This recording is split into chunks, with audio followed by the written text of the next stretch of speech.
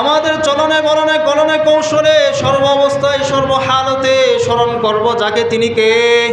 আল্লাহ।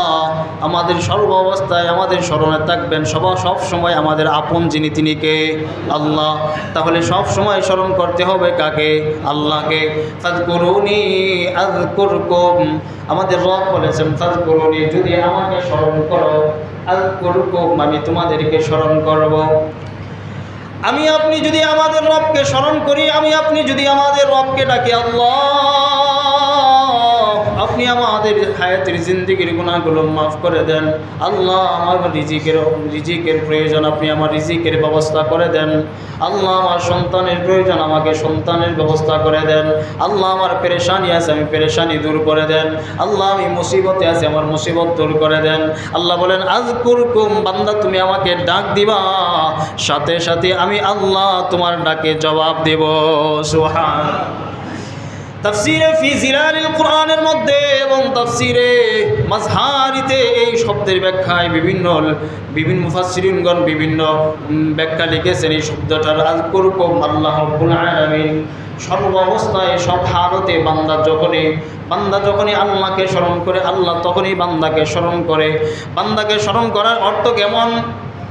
সহিহ বুখারী শরীফের ৭৪৫ নম্বর হাদিসে হযরত আবু হুরায়রা রাদিয়াল্লাহু তাআলা আনহুর বর্ণনা, হযরত আবু হুরায়রা রাদিয়াল্লাহু তাআলা আনহু বলেন, আল্লাহর নবী সাল্লাল্লাহু আলাইহি ওয়াসাল্লাম কেমন করে আমাকে আপনাকে স্মরণ করেন, এই আয়াতের ব্যাখ্যায় লিখেছেন,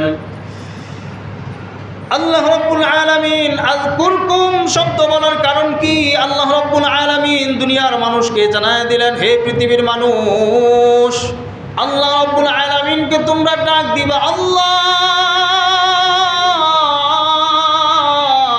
আল্লাহ বলে ডাক দিবা, ডাক দেওয়ার সঙ্গে সঙ্গে আমার রব ডাক দেওয়ার সঙ্গে সঙ্গে জবাব দেয়, বান্দার ডাকে সাড়া দেয়। বান্দাকে ডাক দিয়ে বলে, ইয়া আব্দি, হে আমার বান্দা তুমি কি বলো? ইয়া আব্দি, হে আমার বান্দা তুমি কি বলো? সুবহানাল্লাহ। আল্লাহ ডাক দেওয়ার সঙ্গে সঙ্গে আল্লাহ আমার ডাকে, আপনার ডাকে সাড়া দেন। সহিহ বুখারী শরীফের ৭৫০৪০৫ নম্বর হাদিসে আল্লাহ নবী সাল্লাল্লাহু আলাইহি ওয়াসাল্লাম বলেন, বান্দা যদি আল্লাহকে মনে মনে স্মরণ করে, আল্লাহ বলেন আমিও বান্দাকে মনে মনে স্মরণ করি। সুবহানাল্লাহ। বান্দা কোনো মজলিসে আমাকে স্মরণ করলো, আমাকে স্মরণ করলো, আমি আল্লাহ আমার ফেরেশতাদের মজলিসে তার চাইতে উত্তমভাবে আমার বান্দাকে আমি স্মরণ করি। সুবহানাল্লাহ। তাহলে এবার আমরা একটু স্মরণ করি, সবাই বলেন না আল্লাহ আল্লাহ আল্লাহ। এই যে আমরা স্মরণ করলাম, আল্লাহকে ডাক দিলাম, আমরা ডাক দেওয়ার কারণে আল্লাহ রাব্বুল আলামিন ফেরেশতাদের মজলিসে আমাদের কথা স্মরণ করতেছেন। সুবহানাল্লাহ। আল্লাহ রাব্বুল আলামিন বলেন, বান্দা কোন মজলিসে আমার কথা স্মরণ করবে, আমি আল্লাহ ওই মজলিসের চাইতে উত্তম মজলিসে, ফেরেশতাদের মজলিসে আমি আল্লাহ আমার বান্দাকে স্মরণ করি। সুবহানাল্লাহ। তাহলে আল্লাহকে স্মরণ করা দরকার আছে না নাই? আল্লাহ বলেন, বান্দা আমার দিকে অর্ধ হাত অগ্রসর হবে, আমি আল্লাহ আমার বান্দার দিকে এক হাত অগ্রসর হই। সুবহানাল্লাহ। আল্লাহ বলেন, আমার বান্দা আমার দিকে হাঁটতে হাঁটতে অগ্রসর হয়, আমি আল্লাহ আমার বান্দার দিকে দৌড়াতে থাকি। সুবহানাল্লাহ।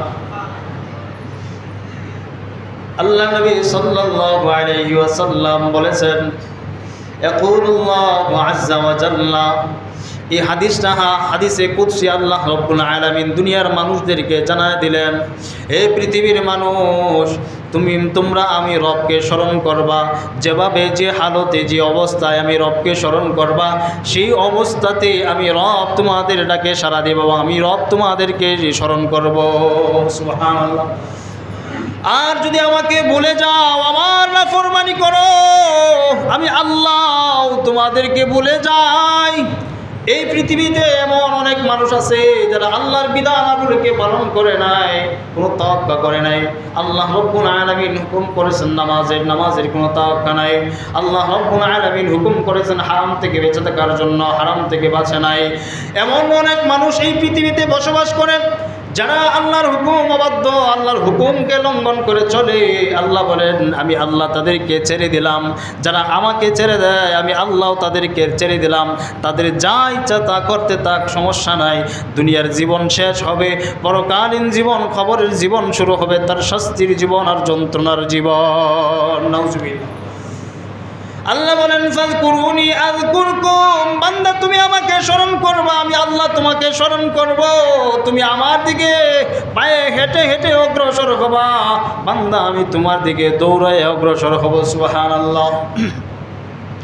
আল্লাহ রাব্বুল আলামিন এরপরে বলেন ফাযকুরুনি আযকুরকুম ওয়াশকুরুলি, বান্দা তুমি আমার কৃতজ্ঞ হবা, আমি আল্লাহ তোমার কৃতজ্ঞ হওয়ার কারণে তোমার আরও নিয়ামত বৃদ্ধি করে দিব। সুবহানাল্লাহ। আল্লাহ রাব্বুল আলামিন আরেক আয়াতের মধ্যে বলছেন লা ইন শাকারতুম লাযিদান্নাকুম ওয়া লা ইন কাফারতুম ইন্না আযাবি লাশাদীদ। আল্লাহ রাব্বুল আলামিন বলছেন লা ইন শাকারতুম, যদি তোমরা শুকরিয়া আদায় করো নিয়ামত পাওয়ার পরে, লা ইন শাকারতুম লাযিদান্নাকুম, আমি আল্লাহ তোমাদের নিয়ামত আরও বৃদ্ধি করে দেব। সুবহানাল্লাহ। ওয়া লা ইন কাফারতুম, আর যদি শুকরিয়া আদায় না করো, কৃতজ্ঞ না হও, অকৃতজ্ঞ হয়ে যাও, ইন্না আযাবি লাশাদীদ, আমি আল্লাহ তোমাদেরকে কঠিন যন্ত্রণাদায়ক শাস্তিতে নিক্ষিপ্ত করব, আমি কঠিন যন্ত্রণাদায়ক শাস্তি তোমাদের জন্য প্রস্তুত করে দেব। নাউজুবিল্লাহ। তাহলে কৃতজ্ঞতা প্রকাশ করব কার জন্য? আল্লাহর জন্য। আমাকে আপনাকে আল্লাহ তাআলা যত নিয়ামত দিয়েছেন সমস্ত নিয়ামতের কৃতজ্ঞতা প্রকাশ করব কার জন্য? আল্লাহর জন্য। যদি অকৃতজ্ঞ হয়ে যায় তাহলে নিয়ামত উঠায় নেবেন কে? আল্লাহ। আমাকে আপনাকে যত নিয়ামত দান করেছেন সমস্ত নিয়ামত দিয়েছেন কে? আল্লাহ। যেই আল্লাহ নিয়ামত দিয়েছেন সেই আল্লাহ নিয়ামত চিনিয়ে নিতে পারেন কি পারেন না? আল্লাহ রাব্বুল আলামিন এই পৃথিবীর ইতিহাসে বনি